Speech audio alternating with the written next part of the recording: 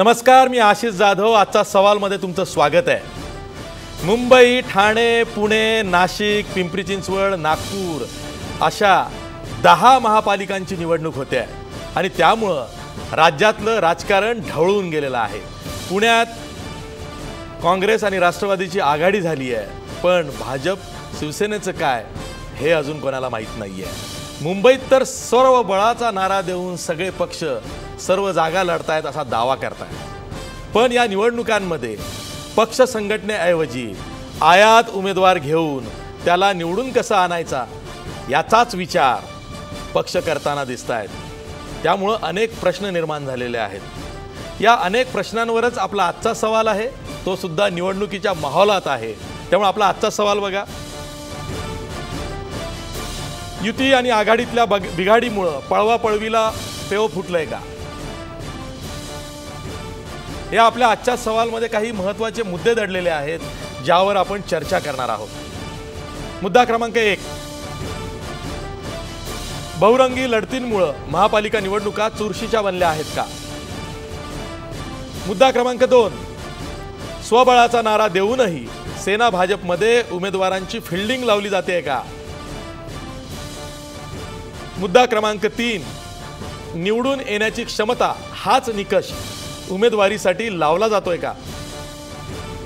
मुद्दा क्रमांक 4, निवडणुकांमध्ये मनी आणि मसल पॉवर पक्ष संघटनेपेक्षा वरचढ ठरते का?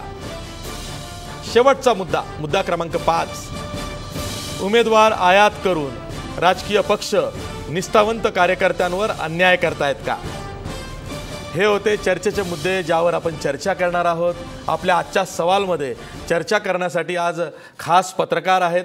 आज आपण पत्रकारांचीच चर्चा करणार आहोत, कारण राजकीय पक्ष आपापल्या पहिल्या याद्यांमध्ये उमेदवार त्यांचे उमेदवारी अर्ज भरण्यांमध्ये आणि काही उमेदवार रात्रीतूनच आपली उमेदवारी पक्की करण्यामध्ये गुंतलेले आहेत. त्यामुळं प्रवक्तेसुद्धा आज चर्चेला आलेले नाही आहेत. त्यामुळं सर्व पत्रकार आम्ही आज ही चर्चा करणार आहोत. आपल्या स्टुडिओमध्ये आहेत मुंबईतल्या मिड डेचे deputy city editor Sanjeev Shivdekar. आपल्यासोबत ठाण्याहून आहेत दैनिक लोकमतचे वरिष्ठ सहाय्यक संपादक संदीप प्रधान. आपल्यासोबत पुण्याहून आहेत सकाळ टाइम्सचे संपादक रोहित चांदावरकर. आणि आपल्यासोबत नाशिकवरून आहेत नाशिक सकाळचे संपादक श्रीमंत माने. मी सुरुवात करतोय ती संदीप प्रधान यांच्याकडनं. संदीप प्रधान, महापालिकांच्या निवडणुका होत आहेत, पण राजकीय पक्षसुद्धा आपल्या कार्यकर्त्यांवर कुठेतरी अन्याय करताना दिसत आहेत. आपल्या कार्यकर्त्यांऐवजी आयात केलेल्या उमेदवारांवरच त्यांची भिस्त दिसते आहे. म्हणूनच आज मुंबईमध्ये शिवसेनेचे 3 विद्यमान नगरसेवक भाजपनं आपल्या पक्षात घेतलेले आहेत. भाजपला स्वतःच्या उमेदवारांवर विश्वास नाही आहे की भाजप तसं करत नाही आहे? शिवसेनेला डिवचण्यासाठीच असे हे पक्षप्रवेश घडवून आणले जात आहेत.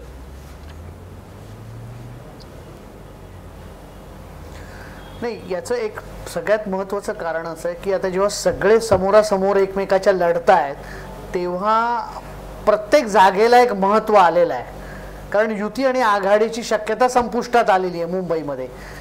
त्यामुळे अशा परिस्थितीमध्ये जेव्हा प्रत्येक जागा महत्त्वाची असते, तेव्हा ही जागा, एखादी पर्टिक्युलर जागा कोण निवडून आणू शकतो? मग तसा उमेदवार आपल्या पक्षात आहे का? आपला निष्ठावंत कार्यकर्ता त्या क्षमतेचा आहे का?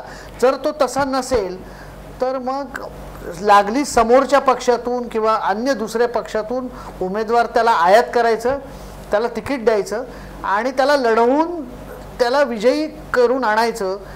ही साधी सोपी रणनीती मला असं वाटतं सर्व पक्षांनी अवलंबलेली आहे. आणि त्याचा दुसरा भाग जो आपण म्हणालात तसा आहे आशिष, की त्या निमित्ताने नाही म्हटलं तरी तो जो पक्ष आहे ज्याच्यातून तो येतो त्याला एक धक्का बसतो. कारण त्या पक्षामधला तो सक्षम उमेदवार असतो, यापूर्वी एकदा किंवा दोनदा तो निवडून आलेला असतो नगरसेवक म्हणून. त्यामुळे असा उमेदवार जर समजा पटकन भाजपकडे गेला तर त्याला पर्यायी उमेदवार देणं ही एक नाही म्हटलं तरी त्या पक्षासाठी सत्वपरीक्षा असते. तसं आता शिवसेनेचा उल्लेख केला.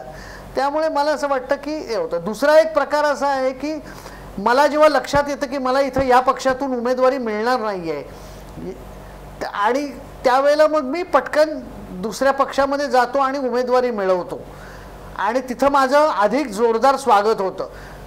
आता हा एक सगळा नवीन राजकारणातला ट्रेंड आहे आणि त्यानुसारच आता सगळ्या पद्धतीने सगळ्या पक्षांमधून इकडे तिकडे पळापळ सुरू झालेली आपल्याला दिसते.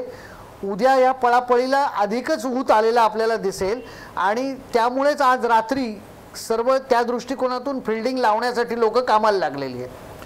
ठीक आहे श्रीमंत माने, पण प्रश्न असा आहे की जसं आपण नगरपालिका निवडणुकीमध्ये बघितलं, सत्ताधारी पक्ष हा कुठेतरी वरचढ होता, कारण सरकारी यंत्रणा त्याच्या ताब्यात होती, त्यामुळं काही चक्र फिरली अशी चर्चा आहे. काहींनी तसं लिहिलेलं आहे, काहींनी तसं बघितलेलंही आहे. पण ह्या ज्या महापालिकांच्या निवडणुका आहेत, इथं त्या महापालिकेमधला सत्ताधारी पक्षाची कसोटी लागलेली आहे की त्याला पुन्हा सत्तेवरती यायचं आहे. पण त्याचवेळी जर का तुम्ही युती करत नसाल, आघाडी करत नसाल आणि सगळेच जर का स्वबळावर लढत असेल तर मग एनीबडीज गेम होऊ शकतो. असं काहीसं तुम्हाला या महापालिकांमध्ये दिसतंय का? म्हणजे जर का युती मुंबईमध्ये झाली नाही तर त्याचा फायदा काँग्रेस राष्ट्रवादीला किंवा काँग्रेसला मुंबईत होऊ शकतो. तसाच प्रकार हा नाशिकमध्ये, पुण्यामध्ये, पिंपरी चिंचवडमध्ये, नागपूरमध्ये होऊ शकतो. तर तुम्ही या निवडणुकांकडं स्थानिक पातळीला घेऊन कसं बघता?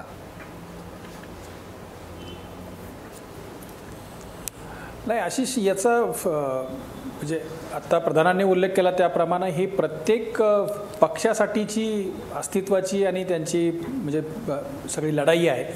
आणि त्याच्यामध्ये एक भाग झाला आहे की हे आता लढाई काही विचारावर वगैरे अजिबात लढली जात नाही आहे. ही सरळ मनी पॉवर आणि मसल पॉवर असाच सगळा प्रकार आहे. आणि मग एन केन प्रकारे आपली सत्ता आली पाहिजे.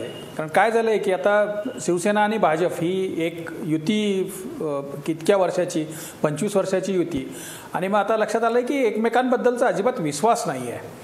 तसंच आघाडीमध्ये आहे, किंबहुना 5वा प्लेयर जो आहे मनसेच्या रूपाने, तर त्यांच्यावरती पण इतरांचा विश्वास नाही किंवा त्यांचा इतरांवर विश्वास नाही आहे. आणि त्यामुळे राजकीय पक्षांमधलं परस्पर अविश्वासाचं वातावरण जे आहे त्याचा जर विचार केला तर हे सगळे पक्ष एक प्रयत्न करत आहेत की इलेक्टिव्ह मेरिट म्हणजे तो कुठल्याही पद्धतीनं कशाही पद्धतीनं तो जागा मिळवून देणारा उमेदवार आपल्याला मिळाला पाहिजे. आणि मग त्याचा शोध त्यांनी गेले काही महिने सुरू ठेवलेला होता. म्हणजे या सगळ्या राजकीय पक्षांमध्ये येणारे जे सगळे आयाराम गयाराम जे आहेत त्या सगळ्यांचा जर विचार केला तर हे गेले 6 महिने वर्षभरापासून किंबहुना केंद्रात आणि राज्यात सत्तांतर झालं तेव्हापासून सत्ताधारी पक्षाच्या वळचणीला गेलेले हे सगळे मंडळी आहेत. आणि मग त्यांना उमेदवारी द्यायची आणि सत्ता मिळवायची असं साधं इक्वेशन आहे. आता याच्यामध्ये पक्षातल्या निष्ठावंतांचं काय होईल? पक्षासाठी वर्षानुवर्ष ज्यांनी जोडे घासलेले आहेत, ज्यांनी सतरंजा उचललेल्या आहेत, त्यांचं काय होईल याची कुणालाही काही तमा उरलेली नाही आहे. आणि हे सत्ताधारी पक्ष, आणि मग कसं झालंय की राज्यातली सत्ता आपल्याकडे आहे, केंद्रातली सत्ता आपल्याकडे आहे, मग आता महापालिकांची सत्ता पण आपल्याकडेच पाहिजे. मग मुंबईची मिळाली तर नाशिकची पण पाहिजे, मुंबईची मिळाली तर पुण्याची पण पाहिजे, पिंपरी चिंचवडची पण पाहिजे. असं सगळं एकूण सत्ता आणि सत्तेभोवतीचं सगळं अर्थकारण अशा सगळ्या खिचडीमध्ये हे सगळं गेलेलं आहे. त्यामुळे याच्यात काही विचारधारा नाही आहेत, आयडिओलॉजीचा काही पार्ट नाही आहे. कशाही पद्धतीनं आपली सत्ता मिळवणे आणि आपले नगरसेवक निवडून आणणे अशा एककलमी कार्यक्रमावरती हे सगळे राजकीय पक्ष आहेत आणि प्रचंड परस्पर अविश्वासाचं वातावरण आहे यांच्यामध्ये. ठीक आहे रोहित चंदावरकर, पुणे आणि पिंपरी चिंचवडमध्ये खास करून गेल्या 6-7 महिन्यात आपण बघितलं की निवडून येण्याची क्षमता हाच निकष उमेदवारीसाठी लावला गेला होता.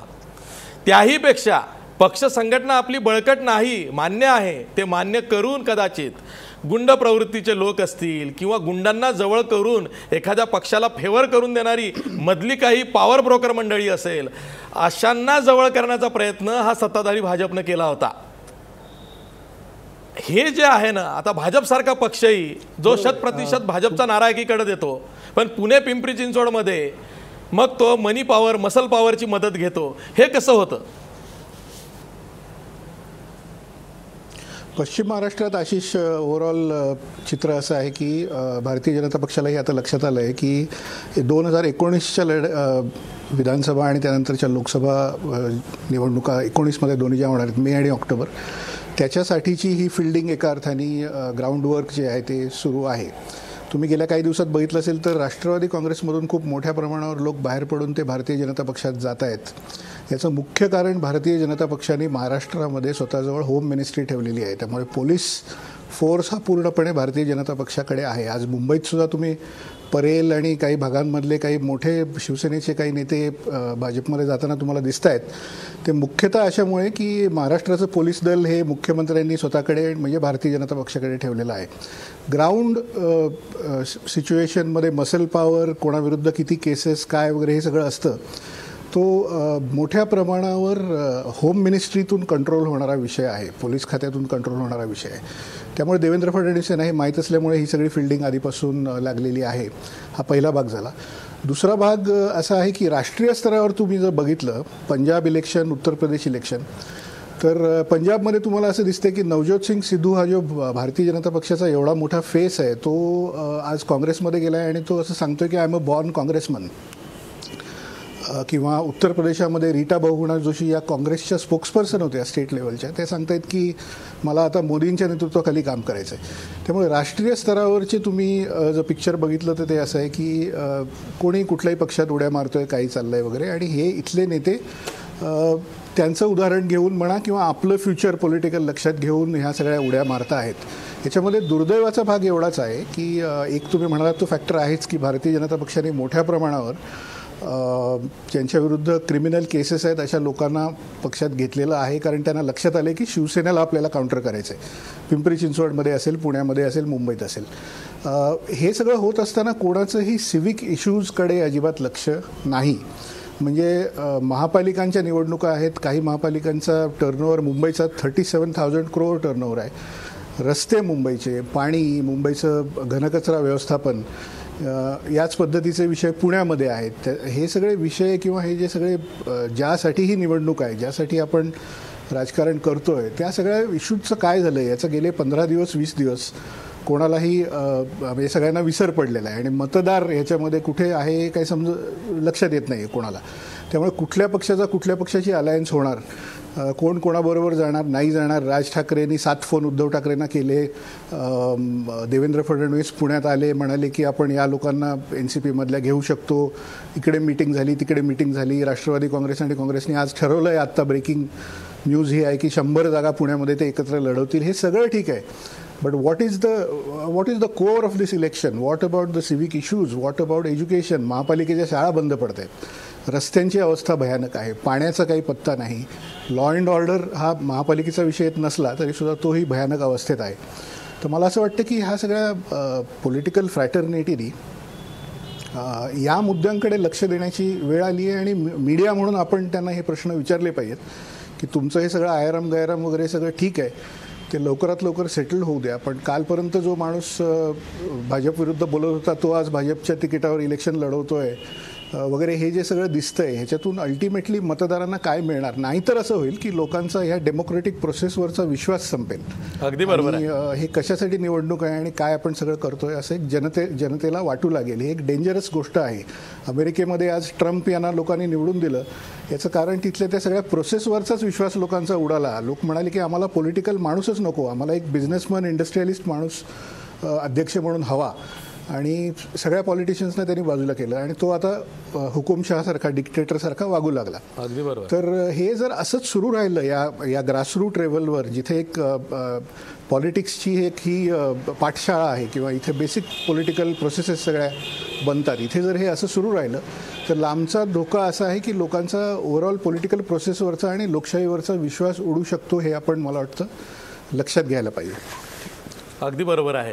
खरं तर राज्यातल्या ज्या 10 महापालिका आहेत त्या सगळ्या बिग बजेट महापालिका आहेत ज्यांच्या आता निवडणुका लागलेल्या आहेत. या ज्या महापालिकांच्या निवडणुका आहेत त्यामध्ये एक मोठा फॅक्टर पुढे आलेला आहे, तो म्हणजे सत्ताधारी पक्षांमध्ये युती नाही आहे. सेना भाजपची या महापालिका निवडणुकांमध्ये युती नाही आहे. आज संजीव शिवडेकर, तुम्ही उद्धव ठाकरेंची जी मुलाखत घेतली, शिवसेनेचे पक्षप्रमुख उद्धव ठाकरे, ती आज तुमच्या मिड डेमध्ये छापून आलेली आहे. आणि त्यामध्ये उद्धव ठाकरे असं म्हणतायत की शिवसेनेचा सपोर्ट या सरकारला 5 वर्ष पूर्ण राहणार नाही. त्यांना काय सांगायचं आहे की ज्याचा या परिणाम या निवडणुकांवर होणार आहे? कसं आहे, त्यांनी एक आता ते सेना कॅडरला चार्ज अप करण्यासाठी म्हणतात. सगळे लोक प्रश्न विचारतात की राज्यात युती आहे, केंद्रात तुमचे मंत्री आहेत आणि मग इकडे का वेगळं. त्यांनी एक मेसेज दिला आहे की त्यांनी असं सांगितलं की त्यांना विचारलं झालं की तुम्ही भाजप सरकार पुन्हा निवडून येईल का, तर ते त्यांनी असं मिश्किलपणे उत्तर दिलं, 5 वर्ष तर पूर्ण करू दे म्हणजे त्यांनी एक सुचवात केलं आहे की मी ते काय करू शकतो. त्यांनी पार्टी केडर ते हळूहळू चार्जअप करतील, ते एका फटक्यात सगळे पत्ते नाही उघडणार. महानगरपालिकेत काय होतं जर त्यांची गरज लागली, जागा कमी पडली तर मग पुढचे निर्णय घ्यायची गरज नाही. पण जर ते स्वबळावर जर त्यांना वाटलं की आपण वाढतोय तर कदाचित ते काही वेगळा निर्णय घेऊ शकतात, ह्याचं त्यांनी इंडिकेशन दिलं. मुंबई महापालिकेमध्ये आपण बघितलं संजू की युती तुटलेली आहे. आता शिवसेना 227 ठिकाणी आपले उमेदवार उभे करते आहे. भाजपसुद्धा इतर जे मित्रपक्ष आहे RPI वगैरे यांना काही जागा देऊ करते आहे आणि आपले उमेदवार म्हणजे 227 जागा लढते आहे. आता जेव्हा युतीचे 2 घटक पक्ष सत्ताधारी एकमेकांच्या विरोधात उभे ठाकणार आहेत त्यावेळी मुंबईमध्ये काँग्रेस राष्ट्रवादीला फायदा होताना दिसतच नाही आहे. या दोघांचाच उलट जास्त फायदा होईल असं दिसतंय. तर नेमका कसा फायदा होऊ शकतो? सेम डोंबिवलीसारखं होईल. पूर्ण मीडिया, न्यूजपेपर, हेडलाईन्स, वाद हे दोघं बोलत राहील. सगळीकडे ह्या दोघांची चर्चा राहील. मतदारापुढे असं वाटेल की निवडणूक फक्त 2 पक्षांमध्ये सुरू आहे, त्याच्यामुळे भाजपला वोट करायचं किंवा शिवसेना. ह्याच्यामुळे हे असं एकदम गणित त्यांनी असंच ते चित्र तयार केलं आहे. आणि कदाचित 227 लढल्यामुळे दोघांनाही वाटतं की आपले चान्सेस वाढतील, सीट्स वाढतील. एक महत्त्वाचा मुद्दा म्हणजे दोन्ही पक्ष ट्रान्सपरन्सीवर तयार आहेत. शिवसेना म्हणते आम्हीही तयार आहोत, BJP म्हणते आम्हीही तयार आहोत. पण मग उमेदवार निवडताना मात्र ट्रान्सपरन्सी नाही की ह्याचं शिक्षण काय, ह्याचं क्रिमिनल बॅकग्राऊंड काय, आम्ही ह्याला का घेतलं, त्यात पण पारदर्शकता आणा ना. तिथे मनी आणि मसल पॉवर जास्त चालते, ते सांगतील, तेच चांगलं सांगतील. पण मग उमेदवार निवडताना आम्ही ह्याला पक्षात का घेतलं, आयाराम गयारामवर चर्चा आहे, का घेतलं की तो बाबा नाही शिवसेनेत खरोखर चांगलं काम करतो, हा आमच्याकडे अजून चांगलं काम करू शकेल म्हणून आम्ही घेतलं. आणि वाईस वर्सा म्हणजे BJPमध्ये चांगलं काम करतो आणि शिवसेनेनं वाटलं की हा आमच्याकडे जास्त काम करू शकतो, फ्लरिश होऊ शकतो म्हणून आम्ही त्याला घेतलं. हे नाही आहे. विनिंग मेरिट हेच फक्त लावलं जातं. मग तो कोण आहे, त्याची पार्श्वभूमी काय, हे काय. इथे ट्रान्सपरन्सी मागे पडली आहे. दोन्ही पक्ष जोरजोरात बोंबलून सांगत होते, ओढून सांगत होते की ट्रान्सपरन्सीवरच सीट शेअरिंग होईल, ट्रान्सपरन्सी. मग आता कुठे आहे ट्रान्सपरन्सी? आता कुठे आहे ट्रान्सपरन्सी? संदीप प्रधान, मला काही दिवसापूर्वी एका प्रेक्षकाचा फोन आला होता आणि त्यांनी मला असं विचारलं होतं की आम्ही प्रसारमाध्यमांमध्ये हे वारंवार ऐकतो किंवा वाचतो की सेना भाजपचीच जर का मीडियामध्ये चर्चा झाली तर मग त्यांचाच फायदा होईल. आम्हाला अजूनही कळत नाही आहे की मीडियामध्ये चर्चा झाल्यामुळं एखाद्या सत्ताधारी पक्षाची तिथं पक्ष संघटना नसताना सुद्धा त्यांना फायदा होईल, हे कसं काय? ते म्हणतात तुम्ही कल्याण डोंबिवली पॅटर्नची पुनरावृत्ती होईल किंवा तिथं जे घडलं तेच मुंबईमध्ये होईल, सेनेला आणि भाजपलाच फायदा होईल. तर त्यांचं असं म्हणणं आहे केवळ बातम्या छापून आल्यानं, केवळ मीडियातली स्पेस व्यापल्यानं तेवढा फायदा हा सर्व उमेदवारांना त्या 2 पक्षाच्या सेना आणि भाजपच्या इतका होईल की त्यांची पुन्हा सत्ता येईल, त्या दोघांनाच फायदा होईल आणि बाकीच्यांनी काही केलं तरी त्यांना स्पेस मिळणार नाही किंवा त्यांचं कोणीच निवडून येणार नाही. तर हे कसं काय, हे त्याला कळलं नव्हतं आणि त्यांनी भाबडा प्रश्न हा विचारला होता. पण जेव्हा मी विचार केला तेव्हा मलाही असं वाटलं की याचंही उत्तर आपण शोधलं पाहिजे. खरंच सत्ताधारी पक्ष स्पेस व्यापतो मीडियाची आणि त्यांना फायदा होतो असं जेव्हा आपण म्हणतो तेव्हा आपण नेमकं काय म्हणत असतो, त्यातनं काय बाहेर येत असतं? नाही, असं आहे की नेमका कुणाला फायदा होणार, काय होणार, हे प्रश्न आज त्याची उत्तरं खरोखरच कुणीही सांगू शकत नाही. म्हणजे माझं तर असं मत आहे की कितीही जरी असलं तरी राजकीय पक्षांचे सर्वोच्च नेते सुद्धा तेवढेच या सगळ्या बाबतीमध्ये कन्फ्यूज असतात, कारण त्यांच्याकडे सुद्धा वेगवेगळ्या लोकांकडून वेगवेगळी माहिती येत असते. आणि त्यामुळेच आपल्याला लक्षात असेल की किंवा आपण पाहतो की बरेच वेळा राजकारणातली लोक निवडणुकीच्या काळामध्ये अनेक बुवा बाबांकडे जातात, त्यांच्या हाताला काही गंडे बांधलेले दिसतात किंवा एखादी नवीन कुठली तरी खड्याची अंगठी घातलेली आपल्याला दिसते.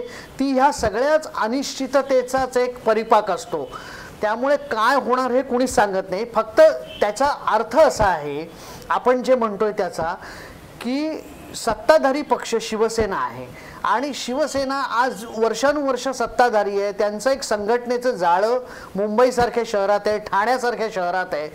त्यामुळे इथल्या जनमानसावर त्यांची एक पकड आहे. आता त्यांना चॅलेंज करायला भाजप आहे, भाजप उतरलेला आहे आणि भाजप हा राज्यातला सत्ताधारी पक्ष आहे, तो केंद्रातला सत्ताधारी पक्ष आहे. आज ह्या पक्षाकडे खूप मोठे रिसोर्सेस आहेत. या पक्षाचं कदाचित संघटन त्या एखाद्या काही वॉर्डांमध्ये किंवा काही प्रभागांमध्ये थोडंसं कमकुवत असेल, पण त्यांच्याकडे जे रिसोर्सेस सत्ता असल्यामुळे आहेत अशा ह्याच्यामध्ये ते वेगवेगळ्या पक्षामधली आपण आत्ता ज्याबद्दल बोलतो तशी अगदी गुंड प्रवृत्तीची पैसेवाली मंडळी आपल्याकडे घेऊन त्यांना आपलं चिन्ह देऊन कुठेतरी महापालिकेमध्ये जो सत्ताधारी पक्ष आहे, मग तो शिवसेना असेल तर शिवसेना, तर त्यांच्या विरोधात लढण्याचा प्रयत्न करताय. आता या दोन पक्षांमध्ये जेव्हा लढाई सुरू होते आणि त्या संदर्भातल्याच बातम्या जेव्हा यायला लागतात तेव्हा असा जो एक मतदार आहे की ज्याचं मत तयार नाही आहे, तो ना भाजपचा मतदार आहे, ना शिवसेनेचा मतदार आहे, ना राष्ट्रवादीचा आहे, ना काँग्रेसचा आहे, तो वातावरण बघतोय, तो मुद्दे बघतोय, तो आपल्याकडचा जो उमेदवार आहे तो त्याने खरोखर काम केलंय नाही केलंय याचा अंदाज घेतोय, त्याच्या विरोधातले जे उमेदवार आहेत ते कोण आहेत याचा अंदाज घेतोय. असा जेव्हा अंदाज घेऊन मतदान करतो तेव्हा त्याला मत देण्यासाठी वृत्तपत्रात येणाऱ्या बातम्या, वाहिन्यांवरच्या बातम्या, वाहिन्यांवर होणाऱ्या चर्चा हा एक मला असं वाटतं की आधार असतो. त्याच्या आधारावर त्याचं एक मत तयार होतं. समजा त्याला असं दिसलं की त्याच्या वॉर्डात उभे राहणारे दोन उमेदवार हे अत्यंत क्रिमिनल आहेत, हार्डकोर क्रिमिनल आहेत, तर मग तो असा विचार करू शकतो की नाही, हा पक्ष आत्ता जरी त्याची चलती नसली, तो राजकारणात आता थोडासा बाजूला गेलेला असला तरी त्या पक्षाचा जो उमेदवार एखादा सुशिक्षित असेल, सुसंस्कृत असेल तर त्याला मी देऊ का मत, असा तो विचार किंवा असा तो निर्णय घेऊ शकतो. आणि त्या दृष्टिकोनातून मला असं वाटतं की हा सगळा प्रकार आहे की जेव्हा दोन सत्ताधारी पक्ष एकमेकाशी भांडण्याचा प्रयत्न करतात, एक राज्यातला सत्ताधारी आणि एक महापालिकेतला, तेव्हा ती स्पेस त्यांनी ऑक्युपाय करणं याचा अर्थ हाच आहे की त्यांच्या चर्चेतून असा जो काठावरचा वोटर आहे त्याचं एक मत बनवण्यासाठी मदत होणं असा त्याचा अर्थ आहे. मी एक ब्रेक घेणार आहे आणि ब्रेक नंतर मी जी चर्चा करणार आहे ती याच मुद्द्यावर करणार आहे की त्या ठिकाणच्या स्थानिक परिस्थिती ध्यानात घेऊन तिथले जे मतदार आहेत ते सिविक इश्यूज असतील किंवा तिथली जी सत्ताकारणाची समीकरणं असतील किंबहुना तिथले जे प्रश्न असतील त्यांना घेऊन मतदान करतो की पुन्हा तो मग जे मोठे मोठे पक्ष आहेत त्यांचे जे मोठे मोठे उमेदवार आहेत त्यांच्याकडे बघून मतदान करतो, याही प्रश्नावरती आपण चर्चा करणार आहोत. पण ब्रेक नंतर, ब्रेकवर जाता जाता आपला प्रश्न बघा. युती आणि आघाडीतल्या बिघाडीमुळं पळवापळवीला पेव फुटलंय का? 100% लोक म्हणतायत होय, बिघाडीमुळं पळवापळवीला पेव फुटलंय. पुन्हा भेटूया ब्रेक नंतर.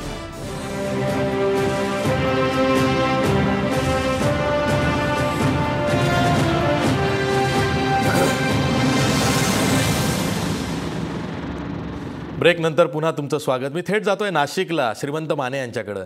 श्रीमंत माने, मुंबई महापालिका वगळता इतर सर्व महापालिकांमध्ये म्हणजे 9 महापालिकांमध्ये प्रभाग रचनेवर आधारित निवडणूक होते आहे.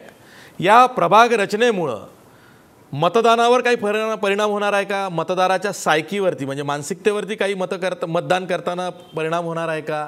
किंवा प्रचारामध्ये काही वेगळेपण आलं आहे का? नेमकं या प्रभाग रचनेमुळं ही निवडणूक कशी वेगळी ठरणार आहे? नाही, याच्यामध्ये 2 गोष्टी झाल्यात आशिष. एक तर राजकीय पक्षांच्या दृष्टीने ही निवडणूक अवघड बनलेली आहे.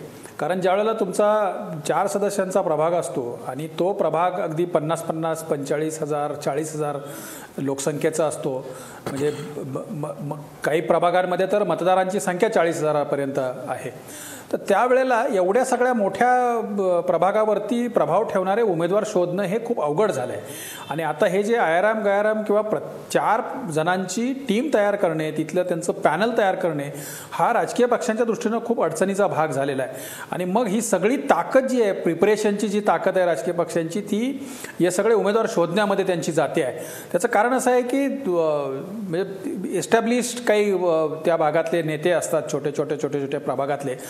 खूप झालं तर माणूस एक 5-10 हजार लोकसंख्येपर्यंत प्रभाव ठेवू शकतो, परंतु 40,000 लोकसंख्येवरती प्रभाव ठेवणारी माणसं सापडणे किंवा एखादा जर उमेदवार एक 20-25 हजार मतं ज्यांची आहेत त्यांच्यापर्यंत जर पोहोचण्याचे जर विचार करत असेल तर तो एक भावी आमदारच झाला. तर हा राजकीय पक्षांच्या दृष्टीने अडचणीचा भाग झाला आहे. नागरिकांच्या दृष्टीने एक मोठी अडचण आहे आणि ज्या सिव्हिक इश्यूशी संबंधित आहे की पुढं जाऊन एवढ्या मोठ्या प्रभागामधले कुठल्या तरी कॉलनीतला एखादा त्याचा जो सिव्हिक इश्यू असेल, त्याच्याकडचा काही रस्ता व्यवस्थित अंतर्गत झाला नसेल, त्याच्याकडचा काही पाण्याची समस्या असेल, तर तो विचारायला जाणार कुठं? त्याचं कारण असं आहे की तो नगरसेवक, पूर्वी पण आपण पाहिलेलं आहे की ज्यावेळेला 2 नगरसेवक एका प्रभागातून ज्यावेळेला निवडून द्यायचे, त्यावेळेला तो नगरसेवक सांगायचा की तुम्ही मला मतदान केलेलं नाही आहे, त्यामुळे मी तुमचे प्रश्न सोडवणार नाही आहे, मला ज्यांनी मतदान केलेलं असेल त्यांचे सोडवणार. आता या 4 जणांच्या प्रभागामध्ये हा लोकांचे प्रश्न आणखी जटिल होणार आहेत, त्यांचे प्रश्न सुटणार नाही आहेत, त्यांच्याकडचा कचरा उचलला जाणार नाही, त्यांच्याकडची स्वच्छता राखली जाणार नाही, असे सगळे प्रॉब्लेम आहेत. आणि त्यामुळं नागरिक भलेही आता निर्णय घेतला आहे आणि सरकारचा जसा मागच्या नगरपालिका निवडणुकांमध्ये जसा होता की थेट नगराध्यक्षपद जेणेकरून आपल्याला फायदा होईल, तसं हे 4चा पण प्रभाग जो आहे तो सरकारने यासाठीच केलेला आहे की आपल्याला अधिक त्याच्यामधून पॉलिटिकल मायलेज मिळावं किंवा राजकीय लाभ मिळावेत. तर मला असं वाटतं की दोन्ही पातळ्यांवर म्हणजे उमेदवार शोधण्याच्यासाठी राजकीय पक्ष आणि सामान्य माणसांचे प्रश्न सोडवण्याच्या बाबतीत मतदार, या दोन्ही पातळ्यांवरती अडचणी येणार आहेत पुढच्या काळात असं मला वाटतंय.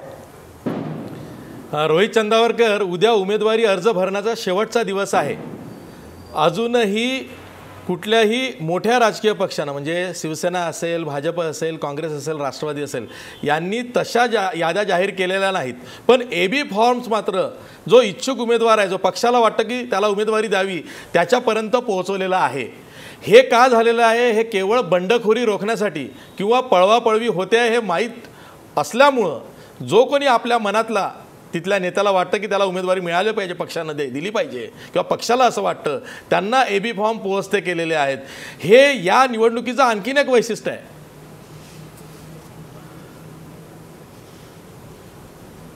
बरोबर आहे. आज सकाळी पुण्यामध्ये भारतीय जनता पक्षाने, मला असं कळलं आत्ताच थोड्या वेळापूर्वी, की काही उमेदवारांना फोन करून त्यांना तयार तुम्ही राहा आणि तुमचं नाव आहे वगैरे असं कळवलं आहे. नाशिकमध्ये आणि 1-2 इतर शहरांमध्ये महाराष्ट्र नवनिर्माण सेनेने राज ठाकरे यांच्या उमेदवारांची नावं निश्चित केली आहेत. मला वाटतं त्यांच्याकडे इतकी गळती लागली आहे माणसांची की त्यांच्याकडे उभं राहायलाच कोणी नाही, त्यामुळे ते उमेदवारांची नावं जाहीर करू शकतात. पण राष्ट्रवादी काँग्रेस, शिवसेना, इतर पक्षांनी हे केलेलं नाही. हे उघडच आहे की बंडखोरी म्हणजे ऐकतच नाहीत लोक, जाऊन परस्पर फॉर्म भरतात किंवा काही करतात वगैरे वगैरे. अर्थात त्यातला दुसरा भाग असा आहे की पक्ष मला तिकीट देईल की नाही देईल याच्याबद्दलचं जर अनिश्चितता असेल तर माणूस इंडिपेंडंट कॅन्डिडेट म्हणून जाऊन भरू शकतोच की, त्याला कोण थांबवू शकतो, आणि तो नंतर तो इंडिपेंडंट नावावरचा फॉर्म मागे घेऊ शकतो. त्यामुळे हे वर्कआउट कसं होईल माहीत नाही.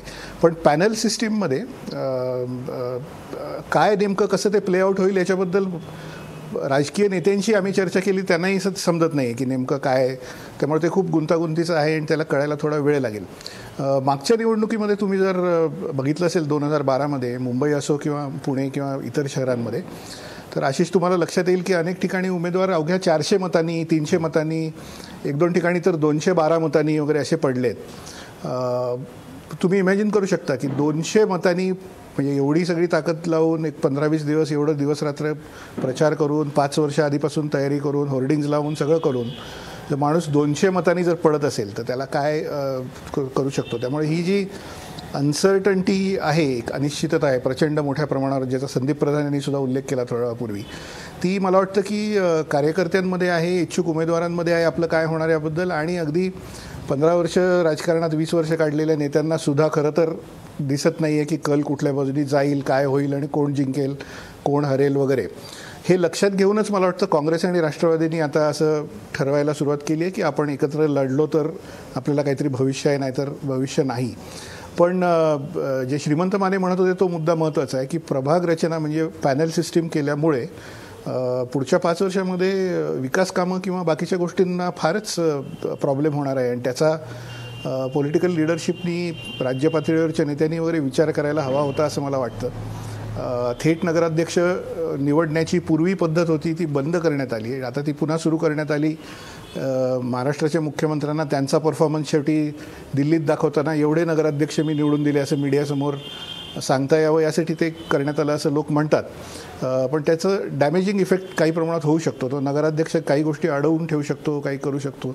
तर मला असं वाटतं की विकासाची कामं, हे मगाचा मुद्दा जो होता, आणि बाकीचे रस्ते किंवा बाकीच्या गोष्टी याकडे न लक्ष देता केवळ आकड्यांचे खेळ कसे करता येतील किंवा कशी स्कोअर आपण केलेला कसा दाखवता येईल अशा पद्धतीची एक थोडीशी टेंडन्सी असं म्हणू आपण राजकीय पक्षांमध्ये दिसते आहे ती थोडीशी घातक आहे. मला असं वाटतं की मुंबई, पुणे आणि बाकीच्या ठिकाणी शिवसेना आणि भारतीय जनता पक्ष वेगळे लढण्याची गेल्या अनेक दशकांमधली मला वाटतं पहिली वेळ आहे अशा पद्धतीने त्यांनी एवढं आक्रमक होण्याची. पण कल्याण डोंबिवलीचा अनुभव लक्षात घेतला तर पुढे हे प्रॉस्पेक्ट आपल्याला दिसतोय की ते निवडणुकीनंतर पुन्हा एकदा एकमेकांना मिठी मारून हिंदुत्वाच्या मुद्द्यावर आम्ही एकत्र आहोत वगैरे असं म्हणून परत एकदा सत्ता स्वतःची एस्टॅब्लिश मुंबईमध्ये किंवा इतर कुठल्या ठिकाणी करू शकतील. एक आणखी इंटरेस्टिंग मुद्दा या निवडणुकीमध्ये जो दिसतोय, जो 2019च्या आधी शेवटचीच वेळ आहे की अशा पद्धतीची टेस्ट व्हावी. मला असं वाटतं की एक म्हणजे डिमॉनिटायझेशन जे नरेंद्र मोदी यांच्या नेतृत्वाखाली करण्यात आलं, त्याचे जे इम्पॅक्ट सगळे झाले, तो मुद्दा आम्ही घेऊन निवडणुकीमध्ये उतरू असं राष्ट्रवादी काँग्रेस पक्षाचे अध्यक्ष शरद पवार यांनी जाहीरपणे सांगितलं. तर तो मुद्दा म्हणजे ती एका अर्थाने टेस्ट, डिमॉनिटायझेशन यशस्वी झालं का नाही झालं याची आहे का याचा विचार आपण करायला पाहिजे. आमच्याकडचे काही पत्रकार आहेत माझ्या न्यूजपेपरमधले, सकाळ टाइम्समधले, त्यांचं असं म्हणणं आहे की ही निवडणूक राष्ट्रीय विषयांवर मोदींची प्रतिमा, मोदी परफॉर्म करू शकले की नाही वगैरे या विषयांकडेच झुकते असं दिसतं आहे.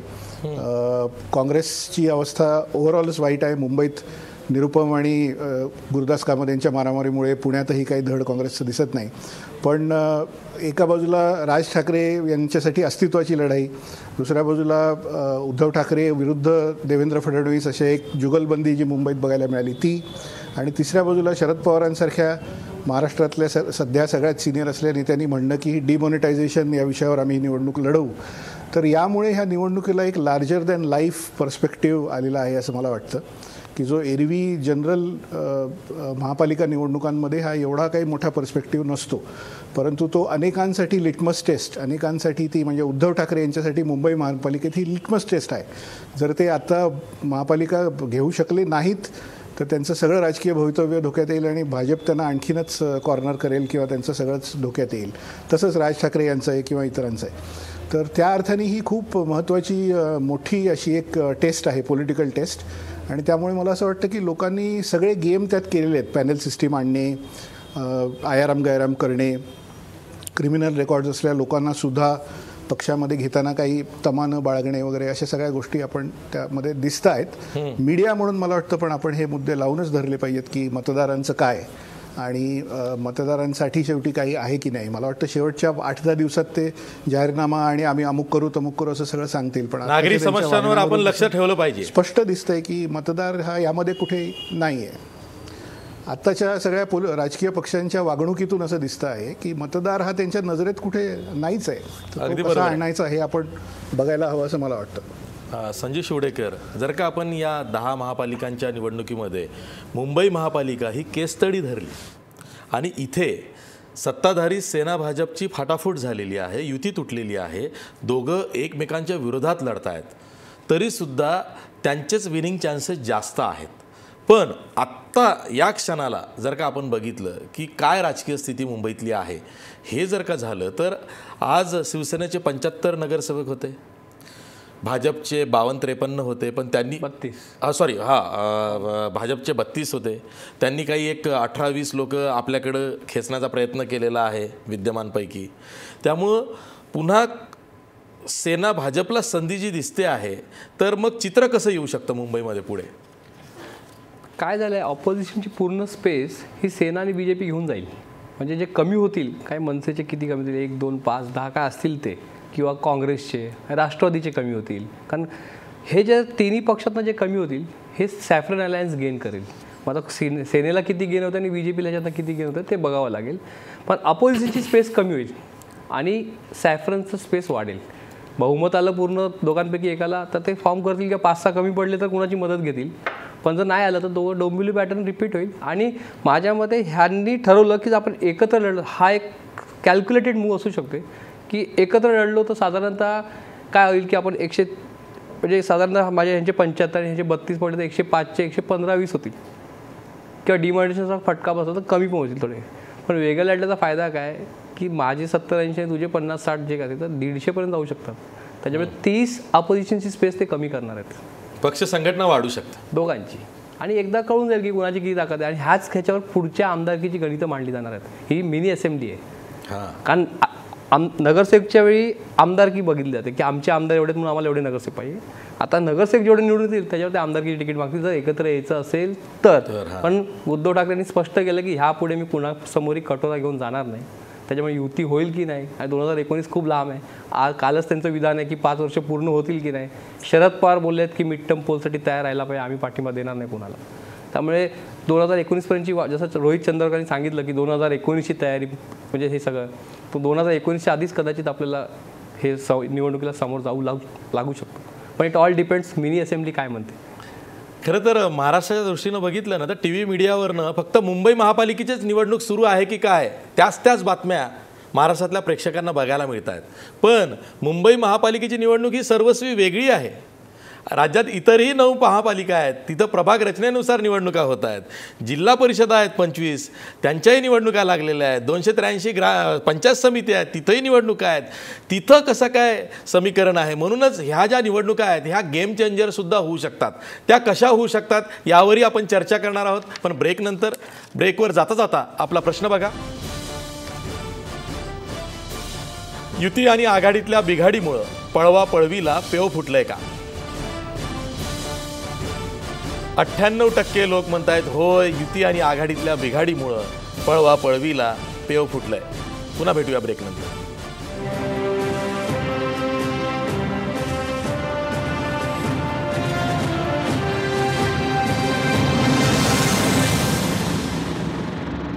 ब्रेकनंतर पुन्हा तुमचं स्वागत. मी थेट जातोय नाशिकला श्रीमंत माने यांच्याकडं. श्रीमंत माने, महापालिकांच्या निवडणुका आहेतच, पण त्याचबरोबर 25 जिल्हा परिषदांच्या सुद्धा निवडणुका आहेत.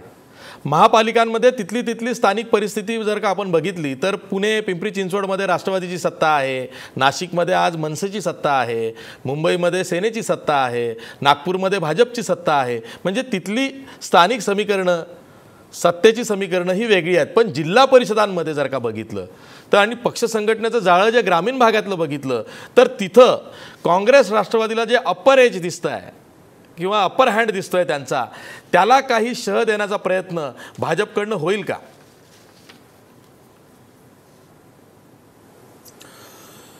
बरोबर आहे तुमचं. आता ज्या पद्धतीचं वातावरण आहे, 1-2 मुद्दे महत्त्वाचे आहेत. मगाशी आपण कल्याण डोंबिवलीचं बोलत होतो तर म्हणजे ते म्हटलं जातं ना, you can't full everybody every time, किंवा तुम्ही एका वेळेला 1000 माणसांना वेडं बनवू शकता परंतु 1000 लोकांना 1000 वेळा नाही वेडं बनवू शकत. तर आता असं झालं आहे की कल्याण डोंबिवलीचा पॅटर्न होऊ शकतो. ही गोष्ट भाजप आणि शिवसेना या दोघांमध्ये जर समजा काही समीकरणं असतीलच तर त्याला ती छेद देणारी बाब आहे. कारण त्यांचं असं ते अगोदर भांडल्यासारखं करतात आणि नंतर पोस्ट इलेक्शन अलायन्स करतात. हे लोकांच्या लक्षात आल्यानंतर ते काही फार दिवस चालणार नाही, हा एक भाग आहे. दुसरी गोष्ट अशी आहे की आत्ता आपल्याला ग्रामीण भागामध्ये थोडं बहुत काँग्रेस राष्ट्रवादी जे एज दिसतंय तो एक भाग, आणि दुसरी गोष्ट केंद्रात आणि राज्यामध्ये दोन्हीकडं भाजप सत्तेवर आहे खऱ्या अर्थाने. कारण शिवसेना जे ऑक्युपाय करते तो स्पेस जो आहे तो अपोजिशनचा स्पेस आहे, आणि मुंबई महापालिकेपुरतं मात्र भाजप जे आहे ते अपोजिशनचा स्पेस ऑक्युपाय करत आहे. तर ते 2 वेगवेगळ्या बाबी आहेत. तर काय झालं आहे की ग्रामीण भागामध्ये प्रामुख्यानं शेतकरी, शेतमजूर आणि बाकी बरेच घटक आहेत की ज्याच्यामध्ये केंद्र सरकारच्या विरोधात आणि राज्य सरकारच्या विरोधात गेल्या 2-2.5 वर्षांमधली नाराजी आहे. विशेषतः शेतमालाचे भाव असतील, नाशिकसारख्या पट्ट्यामध्ये अगदी कांदा, डाळिंब, द्राक्षांच्या संदर्भातले जे हाल अपेष्ट आहेत लोकांच्या, तर ते आहे. तर काय होते की या ठिकाणी NCP आणि काँग्रेस या दोन्हींना थोडी बहुत एज दिसते, परंतु तिथली स्पेससुद्धा ऑक्युपाय करायचा प्रयत्न शिवसेना करत आहे. हा एक महत्त्वाचा भाग या सगळ्या जर जिल्हा परिषदांचा विचार केला तर. आणि राज्याच्या ग्रामीण भागामध्ये ज्या सगळ्या आपल्या 25 जिल्हा परिषदांच्या ज्या निवडणुका होत आहेत त्याच्यामध्ये मला असं वाटतं की एक विदर्भातला अपवाद वगळला तर अन्यत्र शिवसेनेनं हे जे काडीमोड घेण्याचं जे प्रकरण आहे, त्यांचा जो ब्रेकअप आहे, त्याच्या मागचा हा ग्रामीण भागातला जो सेन्स आहे तो शिवसेनेने टिपलेला आहे. आणि त्यामुळं म्हणूनच त्यांनी धाडच केलं भाजपबरोबर ब्रेकअप करण्याचं.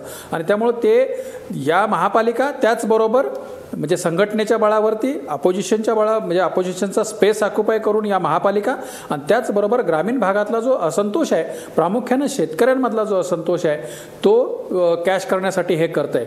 आणखी एक बाब मला आवर्जून नमूद करावी लागेल की कल्याण डोंबिवलीमध्ये ट्रॅडिशनली शिवसेना भाजपची सत्ता होती, म्हणजे तिथं इतरांना फारसा स्कोप नाही आहे. जसं अल्पसंख्याक मतं आणि अन्य काही घटकांमुळं मुंबई महापालिकेमध्ये मात्र तसंच पूर्ण चित्र नाही आहे. शिवसेना जरी सत्तेवर असले तरी अगोदर काँग्रेसचं तिथं चांगलं वजन आहे. तसंच अन्य महानगरपालिकांमध्ये पण स्थिती आहे. आता ही मतं काय करणार आहेत हा सगळ्यात महत्त्वाचा मोठा भाग आहे. आणि त्यामुळे आपण ज्या पद्धतीने विचार करतो आहोत की कल्याण डोंबिवली पुन्हा रिपीट होईल सगळ्या ठिकाणी, तर मला असं वाटतं एक या पद्धतीचा निरीक्षक म्हणून की एकच प्रयोग वारंवार रिपीट होत नाही आहे आणि त्यामुळे याच्यामध्ये कदाचित नवी समीकरणं आपल्याला समोर आलेली दिसतील. संदीप प्रधान, हाच प्रश्न आहे की नवी समीकरणं काय येतील. म्हणजे बघा, नगरपालिका निवडणुकांचे निकाल जर का आपण बारकाईनं बघितले तर त्यामध्ये शिवसेना 4थ्या क्रमांकावरती आलेली आहे. पण इतकेही कमी सदस्य संख्या शिवसेनेची नाही की आपण हे म्हणू शकतो की शिवसेनेनं विरोधकांची स्पेस व्यापलेली नाही. त्याचबरोबर काँग्रेस क्रमांक 2 वरती आहे, भाजपच्या खालोखाल आहे, राष्ट्रवादी काँग्रेसच्या नॅरोली खालोखाल आहे. त्यामुळे भाजपच्या धुरीणांना असं वाटतं आहे की शिवसेनेची स्पेस वाढते आहे आणि काँग्रेस राष्ट्रवादीला जितका झटका बसायला पाहिजे होता तितका बसत नाही आहे. या उलट भाजपचे जे सदस्य आहेत, जे निवडून आलेले आहेत, त्यातले निम्मे नसतील पण एक 25-30% तरी किमान हे दुसऱ्या पक्षाचे विनिंग कॅन्डिडेट असलेले किंवा त्यांची निवडून येण्याची क्षमता असलेले आयात केलेली लोक आहेत. त्यामुळं भाजपची पक्ष संघटना वाढत नाही आहे हे पुन्हा त्यांच्या लक्षात आल्यामुळंच त्यांनी कदाचित शिवसेनेबरोबर युती तोडली असावी असंही अनेकांना वाटतं आहे की भाजप जर का वाढवायचा असेल तर हीच संधी आहे. तुम्ही भाजपच्या अनुषंगानं ही जी युती तुटली हे जे प्रकरण आहे त्याकडे कसं बघता? एक लक्षात घ्या की भाजप हा आत्ता राज्यातला केंद्रातला सत्ताधारी असल्यामुळे सगळ्यांच्या आकर्षणाचा केंद्रबिंदू भाजप आहे. म्हणजे इतर पक्षामध्ये जे जे कोणी नाराज असतील, ज्यांना उमेदवारी मिळणार नाही, त्यांच्यामध्ये थोडीफार जी शक्ती असेल जर निवडून येण्याची, तर मला असं वाटतं भाजप त्यांना संधी देणार. बरं, हे सगळं जे आहे ते मगाशी आत्ता माने म्हणाले तसं वेगवेगळ्या महापालिका आणि वेगवेगळ्या स्थानिक स्वराज्य संस्था यातली राजकीय परिस्थिती गृहीत धरून ही सगळी समीकरणं होणार आहेत. म्हणजे असं काही एक सरधोपट असं समीकरण असू शकत नाही. एक आपल्याला मान्यच केलं पाहिजे की काँग्रेस हा पक्ष हा वर्षानुवर्ष महाराष्ट्रामध्ये सत्ताधारी असल्यामुळे आणि राष्ट्रवादी काँग्रेस हे काँग्रेसचंच एक जुळं भावंड असल्यामुळे त्या पक्षातूनच त्याची निर्मिती झालेली असल्याने आणि शरद पवारांसारखं एक प्रबळ नेतृत्व त्या पक्षाकडे असल्यामुळे ग्रामीण भागामध्ये निश्चितच या दोन्ही पक्षांची पाळंमुळं ही अधिक रुजलेली आहेत. गेल्या काही वर्षामध्ये भाजपनी जो काही एक म्हणजे विस्तारवाद हे सुरू केला तो लक्षात घेऊनच मला असं वाटतं की शिवसेनेने गेल्या काही वर्षामध्ये ग्रामीण भागात आपली पाय पसरायला सुरुवात केली की जेणेकरून भविष्यामध्ये जर समजा शहरी भागामध्ये भाजप आपल्याला घेण्याचा प्रयत्न करायला लागला तर कुठेतरी ग्रामीण भागामध्ये आपण आपलं अस्तित्व निर्माण केलं पाहिजे. त्यामुळे शहरी तोंडावळा असलेला शिवसेना सुद्धा ग्रामीण भागाकडे जास्त लक्ष द्यायला लागला आणि त्यामुळे शरद पवारांचा जो नोटाबंदीचा जो विषय गाजेल असं ते म्हणतायत ना, तर तो संदर्भ हा महापालिकांपेक्षा सुद्धा मला असं वाटतं हा ग्रामीण भागातलाच विषय जास्त आहे. कारण ग्रामीण भागामध्ये खूप मोठ्या प्रमाणावरती नोटाबंदीनंतर लोकांचे हाल झाले. गोरगरीब जे असतील, शेतकरी असतील, शेतमजूर असतील, त्यांचे हाल झाले. सहकारी बँकांमध्ये पैसे जमा करण्यावरून जे वाद झाले तो मुद्दा सुद्धा आहे. त्यामुळे शरद पवार जे म्हणतात की नोटाबंदीचा विषय या निवडणुकीत राहणार तो या जिल्हा परिषदांच्या अनुषंगाने जास्त असावा. शहरात जे आहेत ते वेगळे प्रश्न आहेत आणि मी म्हटलं तसं प्रत्येक महापालिकेमध्ये वेगवेगळी परिस्थिती आहे आणि तिथं त्या परिस्थितीनुसार समीकरणं निर्माण होतील. पण एक गोष्ट मान्य केली पाहिजे की केंद्रात आणि राज्यात सत्ताधारी भाजप असल्यामुळे अनेक पक्षांमधल्या बंडखोरांचं आकर्षणाचं केंद्र ते आहे आणि त्यांना आपल्याबरोबर घेऊन भाजप कुठेतरी सत्तेचं गणित जुळवण्याचा प्रयत्न करतोय. आता याच्यामध्ये आपल्याला चित्र असं दिसू शकेल की जिल्हा परिषदांच्या निवडणुकांमध्ये भाजप आणि काँग्रेस, राष्ट्रवादी काँग्रेस यांच्यामध्ये कुठेतरी चुरस असेल. काही प्रमाणात काही ठिकाणी शिवसेनेशी असू शकेल. मुंबई, ठाण्यासारख्या महापालिकांमध्ये शिवसेना प्रबळ आहे आणि तिथं भाजप आणि शिवसेनेमध्ये लढत आहे, पण पुणे पिंपरी चिंचवडमध्ये निश्चितच राष्ट्रवादी काँग्रेस आणि भाजप यांच्यात स्पर्धा होईल किंवा लढत होईल. त्या महापालिकानुसार ही गणितं निश्चित होतील असंच मला वाटतं. रोहित चंदावरकर, मला एक प्रश्न राहून विचारावा असा वाटतोय. मी मगापासून विचार करतोय कधी विचारू. फॉर एक्झाम्पल, पुणे आणि पिंपरी चिंचवडमध्ये राष्ट्रवादी काँग्रेसची सत्ता आहे. तिथे जर का राष्ट्रवादी काँग्रेसला पुन्हा यश मिळालं पुण्यात आणि पिंपरी चिंचवडमध्ये पुन्हा सत्ता आणण्यात, तर मग अजित पवारांसारखं जे नेतृत्व आहे, जे बाजूला गेलेलं आहे, ते नेतृत्व पुन्हा उचल खाऊन काही गेम चेंजर पुढच्या दृष्टिकोनातून होऊ शकतो असं तुम्हाला वाटतं का? म्हणजे पुणे पिंपरी चिंचवडच नाही तर अशा ठिकठिकाणी काही ना काही अशा गोष्टी होतील की काँग्रेस राष्ट्रवादी जी आज बाजूला पडलेली आहे ती पुन्हा मुख्य प्रवाहात येऊ शकते का या निवडणुकांमधून? हे सगळं आपल्याला आशिष आता अनेक वर्ष आपण हे सगळं बघतोय की राजकारण हे किती प्रवाही असतं.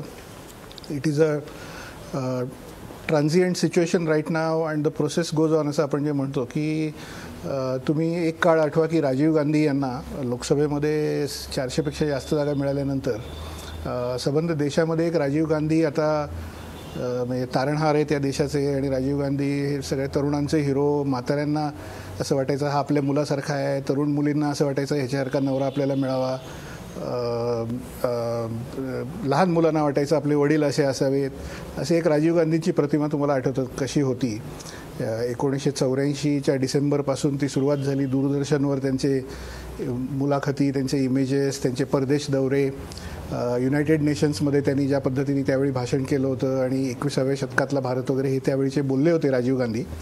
आणि आपल्याला असं वाटलं होतं की आता यापुढे आयुष्यभर काँग्रेसच किंवा राजीव गांधीच राहतील सत्तेमध्ये. तर अवघ्या 4 वर्षात म्हणजे 1989मध्ये विश्वनाथ प्रताप सिंग यांनी बोफोर्स विषय काढला आणि त्यानंतर सगळं काय झालं तो इतिहास आपल्याला सगळ्यांना माहिती आहे. मला असं वाटतं की नरेंद्र मोदी यांच्या नेतृत्वाखालच्या BJPची, भारतीय जनता पक्षाची आत्ता काहीशी तशी अवस्था आहे की 10 वर्षाच्या UPAच्या सरकारनंतर महाराष्ट्र असेल, उत्तर प्रदेश असेल, या मोठ्या राज्यांमध्ये फार मोठी लाट येऊन खूप जास्त जागा 283 जागा लोकसभेमध्ये त्यांना मिळाल्या. आणि नरेंद्र मोदी आत्ता एक्झॅक्टली त्याच फेजमधून जात आहेत ज्या फेजमध्ये राजीव गांधी होते. तेही त्याच पद्धतीने परदेश दौरे करतायत, तिथे येणाऱ्यांसमोर भाषणं करतायत वगैरे वगैरे. तर एक मला असं वाटतं की राष्ट्रवादी काँग्रेस पक्षाच्या दृष्टीने तुम्ही जर बघितलं तर विचार केला तर तो असा आहे की सध्या नरेंद्र मोदी यांची लाट आहे आणि त्याला कोणाचा काही इलाज नाही. सध्या लाट आहे असं म्हणू किंवा गेले 1.5-2 वर्ष लाट होती. आता ती किती राहिली आहे किंवा राहिली नाही हा चर्चेचा किंवा वादाचा विषय होऊ शकतो, पण मोदींची लाट होती किंवा त्यांचं एक लोकप्रियता आणि लोकांचं एक मत असं आहे की एवढी वर्ष आपण काँग्रेसला दिली तर भारतीय जनता पक्षाला मोदींच्या नेतृत्वाखाली 5 वर्ष तर देऊन बघू असा एक कल जनतेचा आहे. हे मला वाटतं अजित पवार, शरद पवार वगैरे या सगळ्यांना चांगल्या पद्धतीने कळतं आहे आणि ते त्यांच्या कार्यकर्त्यांना सांगतायत की तसं वातावरण आहे.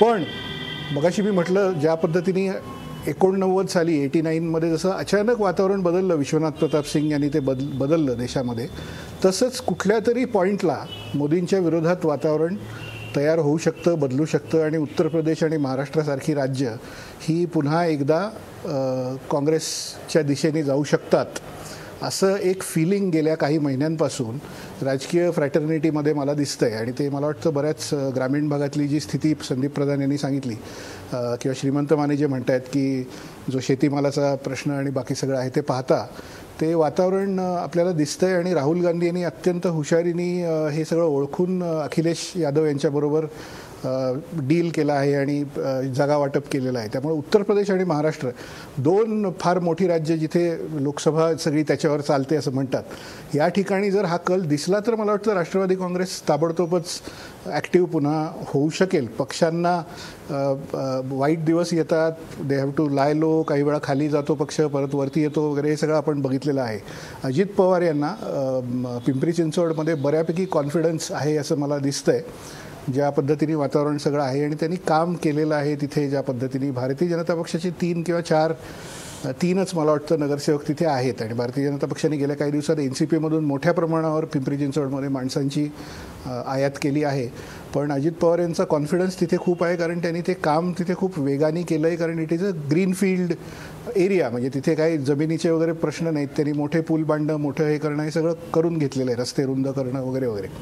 पाण्याचाही प्रॉब्लेम तिथे नाही, की पुण्यापेक्षाही जास्त चांगली ती महापालिका आहे. त्यामुळे अजित पवार यांना पिंपरी चिंचवडबद्दल बऱ्यापैकी कॉन्फिडन्स आहे असं दिसतंय. आज संध्याकाळी अजित पवार यांनी पुण्यामध्ये मीडियाला असा बाईट दिला की 100 जागी पुणे महापालिकेमध्ये आम्ही काँग्रेसबरोबर आघाडीमध्ये लढू आणि 64 जागांवर आम्ही मैत्रीपूर्ण लढत काँग्रेसबरोबर करू. मैत्रीपूर्ण लढत याचा अर्थ निवडणुकीनंतर दोघांनी एकत्र येण्याचा ऑप्शन ठेवणे हाच मला दिसतो आहे. त्यामुळे पुण्यासाठी आणि पिंपरी चिंचवडसाठी जे महाराष्ट्रातल्या 2 अत्यंत मोठ्या जमिनीचं क्षेत्र खूप मोठ्या असलेल्या आणि श्रीमंत अशा महापालिका आहेत, त्या दोन्हीमध्ये राष्ट्रवादी काँग्रेसला बऱ्यापैकी कॉन्फिडन्स आता दिसतो आहे असं मला वाटतंय.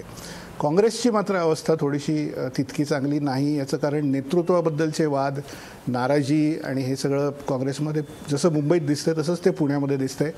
पिंपरी चिंचवडमध्ये तर त्यांचं फारसं अस्तित्व नाही आधीपासून. त्यामुळे मला असं वाटतं की ही इट्स अ व्हेरी कलरफुल आणि ज्याला काय म्हणावं की अत्यंत अनप्रेडिक्टेबल, म्हणजे आता काय होईल सांगता येत नाही अशा पद्धतीची उत्कंठा वाढवणारी ज्याला म्हणतो आपण, तशा पद्धतीची ही निवडणूक असणार आहे. पण राष्ट्रवादी काँग्रेसच्या बाबतीत तुमचा प्रश्न मुळात होता, तर मी असं सांगू इच्छितो, काँग्रेस असो राष्ट्रवादी काँग्रेस असो, ते वेट अँड वॉच या गेममध्ये आहेत. आणि त्यांना हे दिसतंय की आत्ता भाजप अशी जर लाट असली, खूप असली, तरी ते कुठल्या तरी पॉईंटला ती ओसरणार. कारण हा एवढा मोठा देश आहे, याच्यामध्ये इतके प्रॉब्लेम्स आहेत, शेतीचे इतके इश्यू आहेत की सगळ्यांना खुश ठेवणं हे भारतीय जनता पक्षाला काही जमणार नाही. आणि त्यातली नाराजी शेतकऱ्यांमधली किंवा शहरी कामगारांमधली, नोकऱ्या जात असल्यामुळे, डिमॉनिटायझेशन नंतरच्या परिस्थितीमुळे नाराजी ही हळूहळू वाढत आहे. आणि कुठल्या तरी पॉईंटला भारतीय जनता पक्षाची संख्या लोकसभेतली असो, विधानसभेतली असो, महापालिकांमधली असो, ही खाली येणारच. तर मला वाटतं त्यामुळे ते अत्यंत सावध पद्धतीने हा सगळा करत आहेत. हां, संदीप प्रधान, प्रश्न हाच आहे की जसं नगरपालिका निवडणुकीमध्ये मुख्यमंत्र्यांचं कौतुक झालं कारण भाजपची सरशी झाली होती, आता या मिनी विधानसभा निवडणुका आहे, इथंही तसंच भाजपचं कौतुक होईल, मुख्यमंत्र्यांचं कौतुक होईल की इथं भाजपला काहीशी ओव्हरऑल जर का आपण चित्र बघितलं तर उतरता कळा लागलेली दिसेल?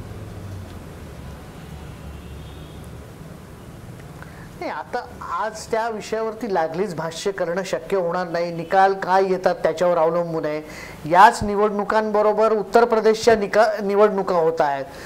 समजा उत्तर प्रदेशमध्ये भाजपला अपेक्षित यश नाही मिळालं तर त्या सगळ्या माहोलमध्ये कदाचित मुंबईतल्या या म्हणजे महाराष्ट्रातल्या या निवडणुकांच्या निकालाकडे फारसं मग भाजपही बघणार नाही. पण भाजपला समजा तिकडे फार मोठं यश मिळालं उत्तर प्रदेशात आणि समजा महाराष्ट्रामध्ये कुठे पिछेहाट झाली किंवा महाराष्ट्रामध्ये जी गणितं जुळवायला हवी होती ती जुळवली गेली नाहीत.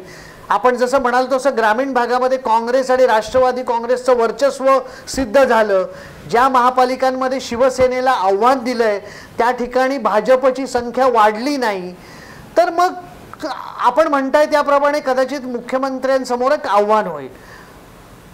पण समजा काही ठिकाणी शिवसेनेची सत्ता जाऊन तिथं भाजपला 1 नंबर होता आलं, समजा मुंबईसारख्या महापालिकेमध्ये समजा भाजप 1 नंबर होऊ शकली समजा, तर मग तेच यश हे मुख्यमंत्री दाखवतील. आणि कदाचित ग्रामीण भागामध्ये समजा अपयश जरी आलं, फारसं यश मिळालं नाही, तरी मुंबई महापालिकेच्या यशात ते दाखलं जाईल. आणि सगळ्यात शेवटी म्हणजे काय की आमचं जेवढं होतं तेवढं आम्ही राखलं, त्याच्यापेक्षा हे वाढवलं. समजा जागा नाही वाढल्या तर आमची मतांची टक्केवारी वाढली, ती गेल्या वेळेपेक्षा इतक्या टक्क्यांनी वाढली. त्यामुळे राजकारणामध्ये आम्हाला यश कसं मिळालं हे सांगण्याचे अनेक भाग आहेत, अपयश झाकण्याचे अनेक भाग आहेत. आणि शेवटी पक्षश्रेष्ठी काय निर्णय घेतात त्याच्यावर आहे. शेवटी कुठल्याही पक्षाने एखाद्या व्यक्तीला एखाद्या पदावर बसवल्यानंतर त्याला किती काळ तिथं राहू द्यायचं याची काही समीकरणं, याचे काही ठोकताळे निश्चित केलेले असतात. त्यामुळे आज काही लगेच सांगता येणार नाही. पण या अनेक असे वेगवेगळे फॅक्टर्स मला असं वाटतं निकालानंतर चर्चेमध्ये येतील आणि त्याचाच मी आत्ता उल्लेख केला. हां, ठीक आहे. श्रीमंत माने, मला तुम्हाला एक प्रश्न विचारायचा आहे. काल मनसेचे प्रमुख राज ठाकरे यांचं जे भाषण झालं त्याचा परिणाम हा नाशिक महापालिका निवडणुकीवर काही पडू शकतो का?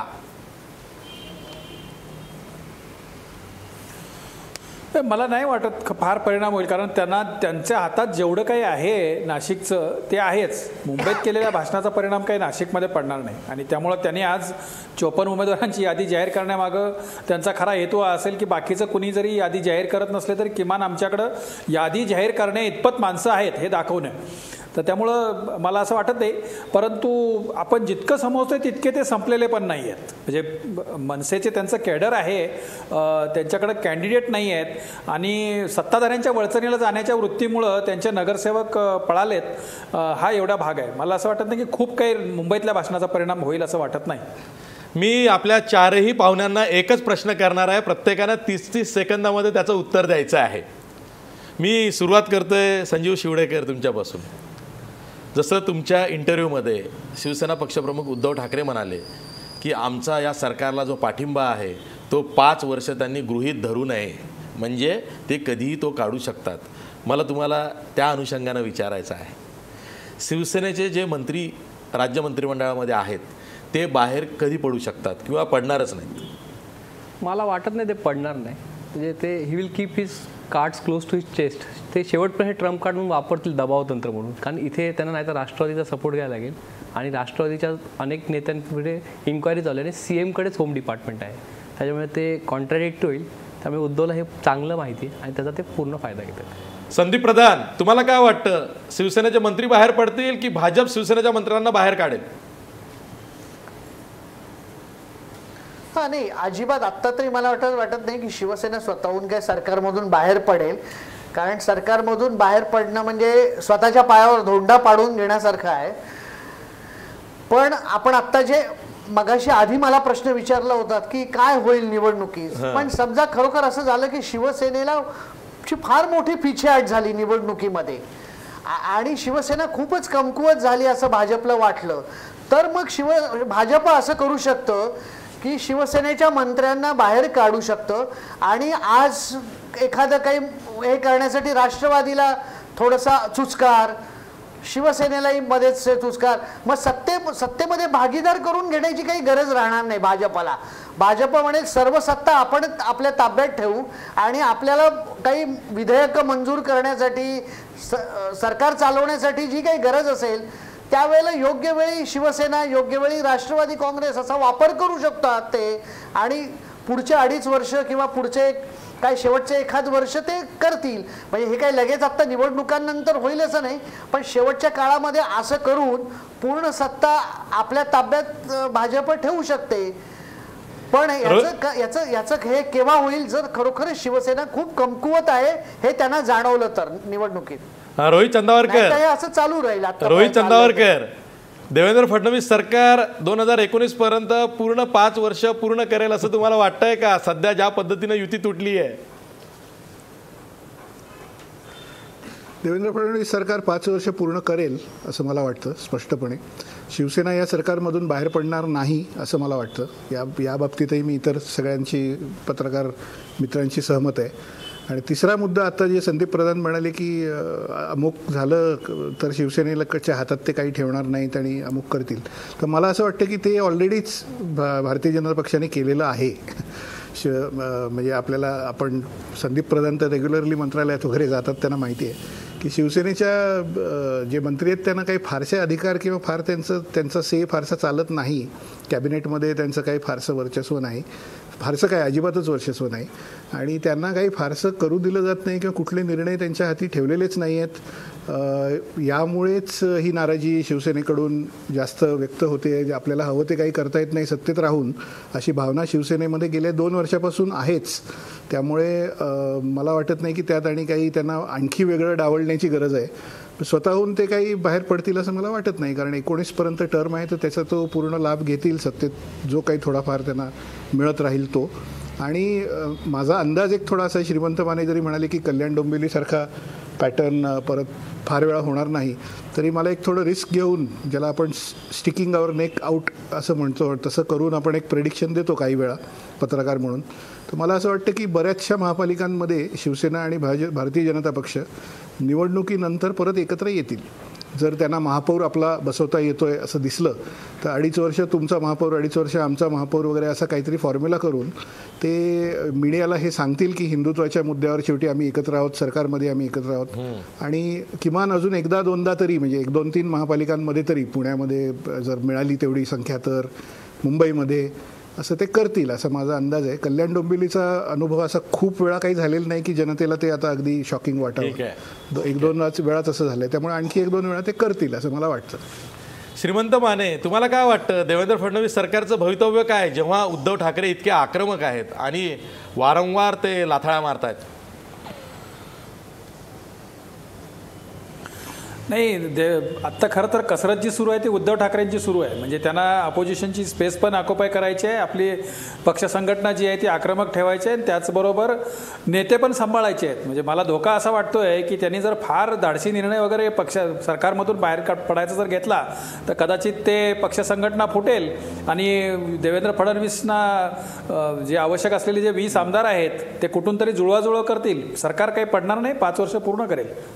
ठीक आहे, सरकार पडणार नाही, 5 वर्ष पूर्ण करेल. जरी सध्या सेना भाजपची निवडणुकीपुरती युती तुटली असेल आणि शिवसेना पक्षप्रमुख यांनी हे जाहीर केलं असेल की इथून पुढं कुठल्याही निवडणुकीत भाजपबरोबर शिवसेना युती करणार नाही, स्वबळावर लढेल, पण तरीसुद्धा सत्तेसाठी कदाचित कल्याण डोंबिवली पॅटर्न पुन्हा एकदा अस्तित्वात येईल.